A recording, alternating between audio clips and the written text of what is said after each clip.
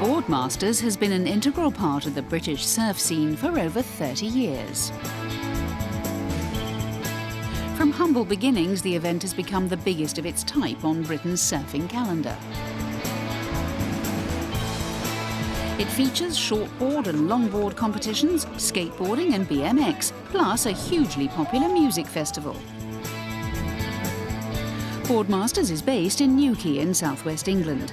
This ancient fishing port was originally known as Tow and Blistra before the new quay was built in the 15th century. These days, the town's main industry is tourism, with thousands of people drawn to its Atlantic shores every year.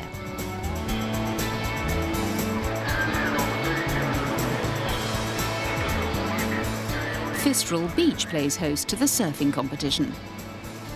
Dave Reed has been the contest director for the past 25 years, and his involvement as a competitor and judge stretches back to the inaugural event in 1981.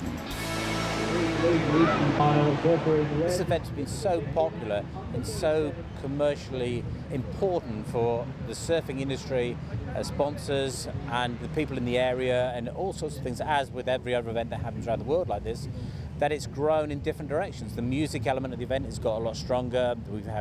We have 50,000 people coming down to watch the music every night during the event. We have thousands upon thousands to come down here and watch the surfing every day of the actual event, whether it be rain, sun or snow or whatever. And yeah, it's got bigger and bigger every year. It just seems to keep expanding. Where it goes from here, it'll be great to see. In the 1980s, Boardmasters was a regular stop on the World Championship Tour. Its list of winners includes the likes of multiple world champion Tom Curran. And in 1986, 14-year-old Kelly Slater, who would go on to become the greatest surfer of all time, put in an appearance. These days, the shortboard competition is part of the World Surf League's qualifying series. The men's final pits Australian Shane Campbell against Angelo Bonomelli of Italy. Surfers are judged on their best two waves during the 25-minute heats. Bonomelli is penalised after taking a wave for which his opponent had priority, meaning only one score counts towards his total. So despite posting the event's only perfect 10-point ride, the Italians' hopes of victory are dashed.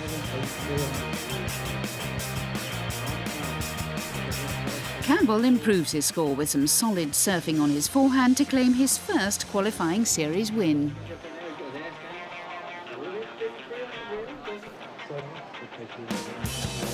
Another Australian takes the women's crown. Claire Bevilacqua was once ranked 6th in the world, but in 2013 felt so burnt out that she quit the championship tour. This year, the 33-year-old has returned to competition, and the old magic still seems to be there.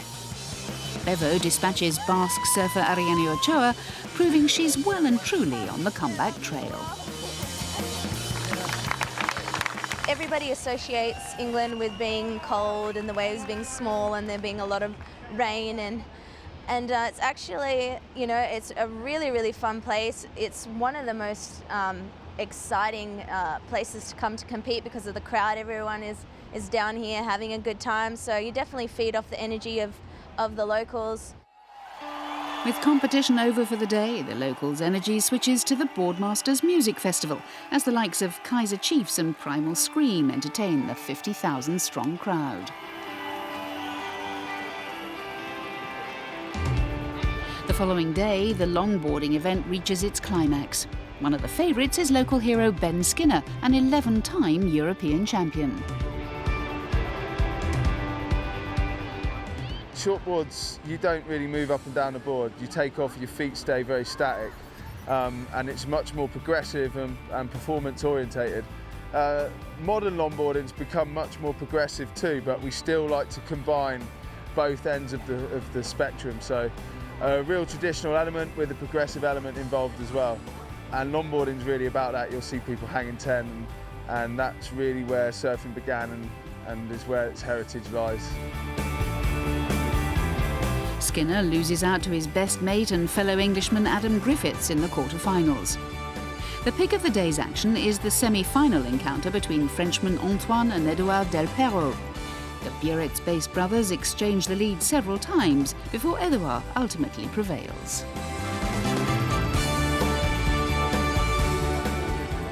It's a great chance to compete against Antoine in the series and also to go head-to-head. This year he's beaten me 2 times out of 2.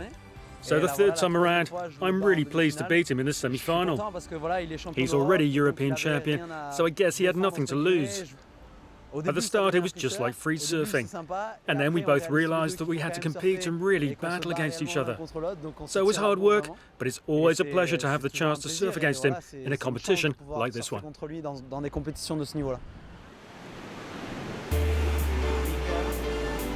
In the final, Edouard faces another Frenchman, Emilien Fleury. After exchanging big scores for most of the final, Del Perro's superior wave selection proves pivotal.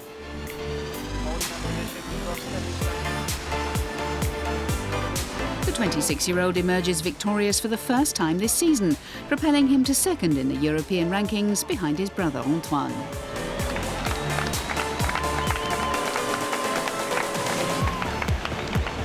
The women's final sees longboard world champion Rachel Tilley from the USA up against Alice Lemoine.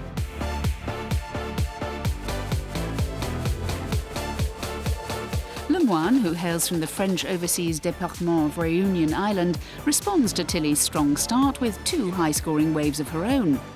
And with the swell fading, the 20-year-old finds herself in pole position.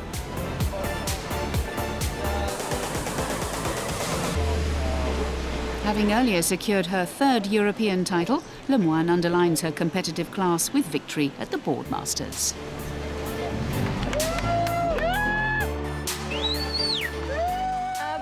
I'm really happy to have won the European title, especially because I missed one of the events. So I said to myself, I can't lose this one, it's my last chance. And I'm so happy to have won, surfing against the world champion. It's like, wow, what a day.